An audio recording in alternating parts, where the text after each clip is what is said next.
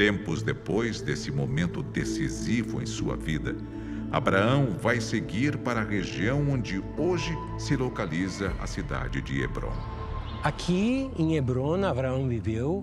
Aqui ele criou toda a vida espiritual e cultural do povo judeu na época dele. E aqui ele foi enterrado.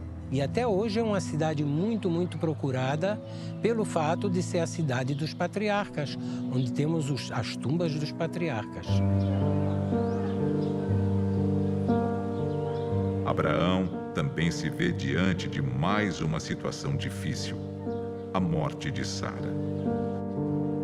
Em Hebrom está localizado o túmulo dos patriarcas e das matriarcas, também conhecido como Caverna de Macpela. Necessidade de enterrar Sara veio a Abraão como bem de surpresa e ele pediu para comprar aqui uma porção de terra, uma caverna, que naquele tempo se enterrava em cavernas, onde ele pudesse enterrar a Sara.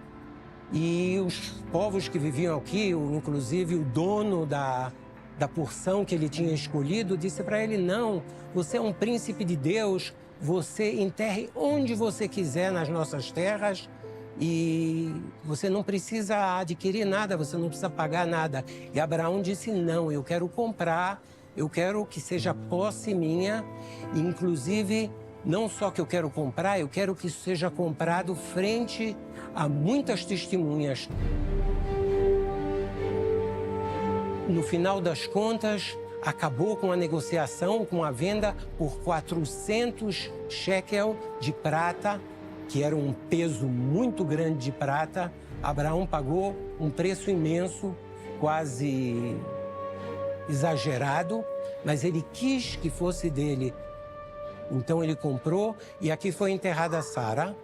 Mais tarde, Ismael e Isaque enterraram Abraão nesse mesmo lugar. E aqui foram enterrados também os outros patriarcas e matriarcas. Abraão seguiu espalhando sua fé. E aí, nesse exercício de paciência e de caminhada, a gente tem um dos exemplos mais extraordinários do que significa fé em meio à fragilidade, do que significa persistência, apesar das circunstâncias e aparências, e do que significa legado que permanece para sempre. Hebrom marca o fim da grande jornada do patriarca da fé. Personagens como Abraão são profundamente humanos, assim. A gente vê um desenrolar, uma mudança, um aperfeiçoamento nesse Abraão ao longo da vida dele. O Abraão que a gente vê no início, e ao longo de todos os episódios dele, ele é alguém que creu em Deus lá no início. E diz: Deus vai fazer algo, mas ele não sabe como é esse algo. Abraão precisou confiar em Deus toda a sua vida. Porque as promessas de Deus feitas a Abraão haveriam de ser cumpridas para além da sua vida. Abraão não viu o seu povo, a sua descendência, se tornar uma grande nação. Isso vai acontecer depois da morte de Abraão, aí sim, dos seus descendentes. Então a fé ultrapassa até mesmo o tempo da vida de Abraão, vai para além dela, vai para o legado de Abraão.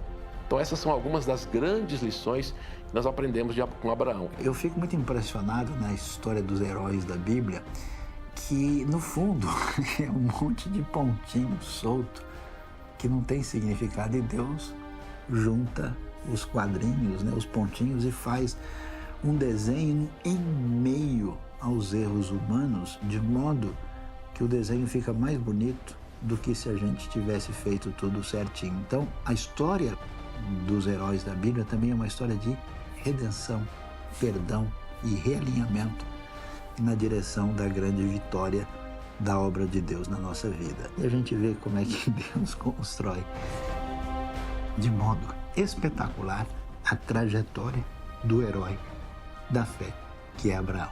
É absolutamente impressionante, uma das coisas mais fortes que existe na Bíblia.